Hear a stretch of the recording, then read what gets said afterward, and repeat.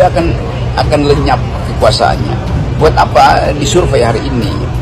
Jadi sebetulnya orang akhirnya mencurigai bahwa survei yang masih menunjukkan popularitas atau likabilitas Jokowi itu masih tinggi 65, 70 atau bahkan 80%. Itu artinya secara psikologi orang menganggap bahwa Pak Jokowi cemas dengan elektabilitasnya atau dengan popularitasnya, lalu menyogok atau menyewa lembaga survei. Presiden Jokowi sudah menjabat selama hampir 10 tahun. 10 tahun nanti 20 Oktober itu. Ada pola-pola yang selalu berulang. Ada tindakan-tindakan yang sebenarnya kita semua tahu pasti selalu begitu caranya. Jadi ketika Pak Jokowi berada pada situasi krisis, ketika banyak protes dari publik, ketika suara di lini masa, di timeline sosial media itu mengkritik begitu keras, mempertanyakan begitu keras, menyuarakan, pasti ada cara-cara yang sudah pakem yang akan dilakukan oleh Pak Jokowi. Pertama, Pak Jokowi akan tiba-tiba turun ke pasar atau tiba-tiba turun ke jalan-jalan, dan kemudian timnya bekerja keras memotret, merekam, lalu menyebarkan bahwa ternyata presiden masih banyak yang menyambut, bahwa ternyata presiden masih dicintai rakyat. Ini adalah contoh narasi yang sengaja diproduksi, sengaja difabrikasi setiap kali ada kritik, setiap kali popularitas dia anjlok. Nah, selain itu, dalam situasi-situasi seperti ini, Pak Jokowi juga akan mengcounter dengan, kalau teman-teman membaca berita terbaru, sudah keluar survei kepuasan publik terbaru yang dikeluarkan satu lembaga survei. Sudah keluar juga satu lembaga survei yang lain merilis betapa 10 tahun Pak Jokowi itu dianggap berhasil. Indikatornya 1, 2, 3, 4, nanti teman-teman bisa cari sendiri. Survei kepuasan publik pun angkanya tetap tinggi. Saya tidak mau mengulang di sini, silahkan cari sendiri. Tapi ini semua sengaja dikeluarkan di tengah puncak kemarahan, di tengah segala ekspresi ketidakpercayaan. Lembaga survei indikator politik mengeluarkan hasil survei kepuasan terhadap kinerja Presiden Jokowi menjelang masa jabatannya berakhir. Tingkat kepuasan Jokowi terkini di angka 75%. Survei dilakukan periode 22 sampai 29 September 2024. Jumlah responden sebanyak 1.200 warga Indonesia. Adapun sampel tambahan diambil dari 11 provinsi terbesar, yakni Sumatera Utara, Riau, Sumatera Selatan, Lampung, Banten, Jakarta, Jabar, Jateng, Jatim, dan Sulsel. Tiap wilayah jumlah respondennya 300, sementara Sumbar menjadi 200 responden. Metode survei multistage random sampling, margin of error sekitar 2,3% dengan tingkat kepercayaan 95%. Responden ditanya apakah sejauh ini ibu bapak sangat puas, cukup puas, kurang puas, atau tidak puas sama sekali dengan kinerja Presiden Joko Widodo. Hasilnya 75% publik puas atas kinerja Jokowi. Kalau saya sendiri sangat tidak puas. Mayoritas merasa puas dengan kinerja Presiden Jokowi 75%, kata Direktur Eksekutif Indikator Politik Indonesia Burhanuddin Muhtadi dalam paparannya. Dan lembaga survei akhirnya menunjukkan bahwa bahkan di ujung kedudukan lemdak presiden, dia masih kuat pengaruhnya. Buat apa itu diperlihatkan? Ya tentu buat memanipulasi poin kritis dari para pengamat politik atau pikiran oposisi, kan hanya itu fungsinya kan. Jadi untuk balancing bahwa Jokowi masih punya grip pada politik, masih punya genggaman pada politik, ditunjukkan dengan dukungan publik pada beliau. Kan itu konyol. Secara real nggak ada lagi kemampuan dari Pak Jokowi. Andaikan Pak Jokowi 99,9% atau 100,1% masih populer, itu apa impactnya pada politik kan nggak ada lagi kan. Jadi sebetulnya kita mau lihat bagaimana upaya istana untuk menyogok lagi lembaga survei supaya rasa rendah diri atau rasa insecure dari keluarga Jokowi itu bisa diselamatkan. Nah, menyelamatkan insekuritas dengan cara-cara yang kuantitatif itu konyol, karena sifat publik kita tidak lagi percaya bahkan pada persepsi yang dibuat melalui lembaga survei. Jadi persepsi negatif pada Jokowi udah berlangsung terus. Kalau Jokowi masih dipercaya, nggak ada netizen di seluruh Indonesia itu terus-menerus menghajar atau menistakan keluarga ini dengan konsep-konsep yang fufu-fafa macam-macam itu Mulyono. Jadi kita mesti tahu juga bahwa permainan isu itu betul-betul canggih, tetapi sebetulnya itu juga menunjukkan kemelaratan isu yang sedang dialih oleh Pak Jokowi.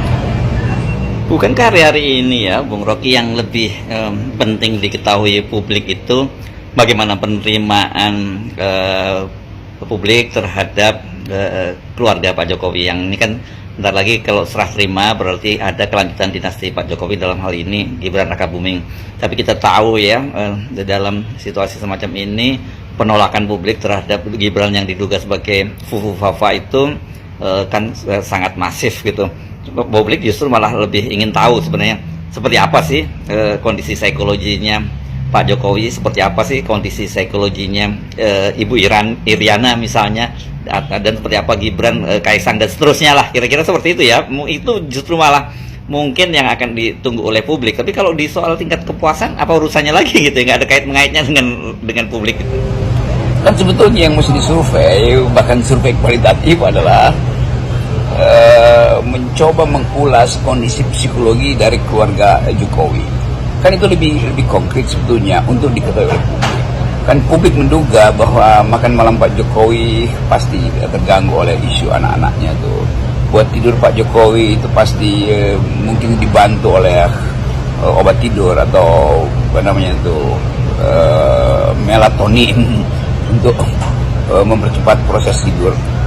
Tetapi begitu bangun pagi, algoritma HP Jokowi sekeluarga itu langsung terarah pada berita tentang dinasti, tentang Gibran, tentang Kaisang tuh.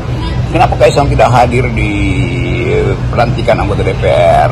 Mengapa isu-isu yang menyangkut istana itu soal tidak bisa dihentikan tuh, isu negatif maksudnya.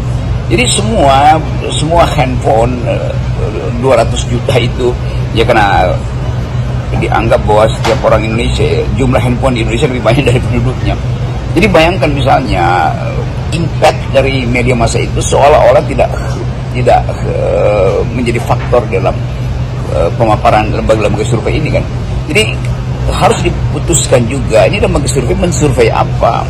Survei yang dipesan tentu saja hendak mengembalikan kondisi psikologi Pak Jokowi, tetapi setiap pagi berarti mesti ada survei untuk melihat konsistensi pikiran publik atau persepsi publik terhadap kasus yang melibatkan calon wakil presiden yang dianggap berbohong, punya moral yang buruk, tidak mampu untuk konsisten di dalam kebijakan. Jadi kelihatannya temuan-temuan yang dibuat oleh lembaga survei itu hanya dimaksudkan untuk membasuh egonya Pak Jokowi, supaya Jokowi tetap bisa tampil tanpa rasa malu, tampil seolah-olah masih kuat genggamannya pada politik, seolah-olah di belakangnya ada ratusan rakyat yang siap mati buat Jokowi itu.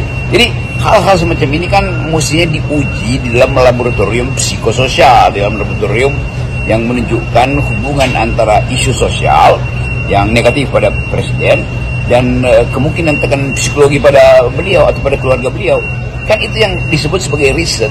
Jadi bukan riset yang sekedar diarahkan untuk mengetahui berapa likability Pak Jokowi itu. Kan itu juga riset yang tidak kontekstual atau bahkan ahistoris. Ya itu gampangnya ahistoris. Jadi bagaimana kita menafsirkan ini publikasi lembaga survei ini, dan kita bisa menduga ya bahwa mungkin setelahnya akan muncul survei-survei lain, karena kita tahu bahwa selama ini kan kekuatan Pak Jokowi itu memang sangat mengandalkan survei. Ini jadi salah satu pilar penopang kekuasaannya Pak Jokowi lah, kita sebutnya seperti itu. Ya tepat istilah itu, menegakkan benang basah.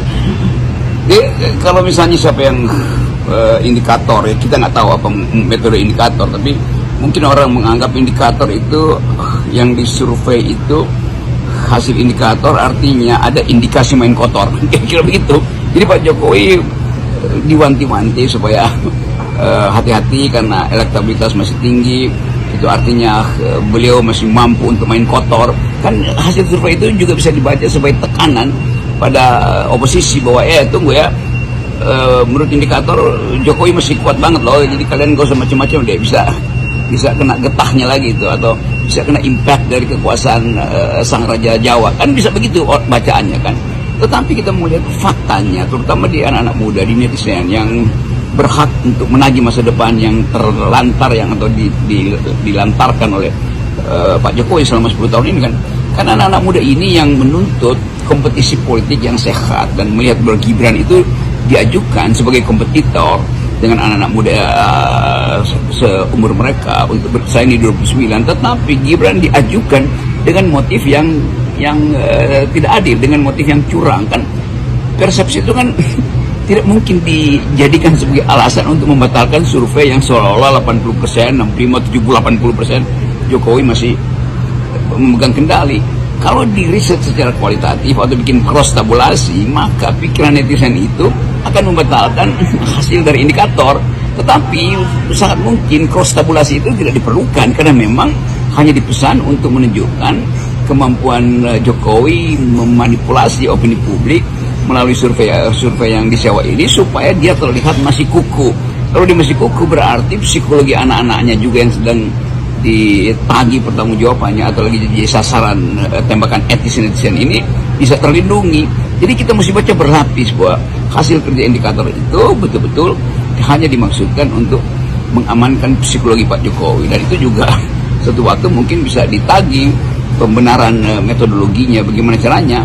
Ada suara netizen yang memanfaatkan sosial media dan bertahan 20 hari sebagai isu itu keburukan dari keluarga Pak Jokowi. Tiba-tiba Jokowi menyewa lembaga survei untuk mengatakan bahwa enggak, dukungan pada saya masih jauh di atas caci maki itu tuh. Saya masih dapat dukungan real yaitu 65, 70, mungkin akan naik lagi 3 hari sebelum lengser jadi 80%. Kan buat apa itu diajukan oleh lembaga survei? Kan bagian-bagian ini yang akan mematahkan semua dalil bahwa Jokowi mampu untuk mengendalikan Prabowo. Pada akhirnya kan itu yang orang mau tagih kan.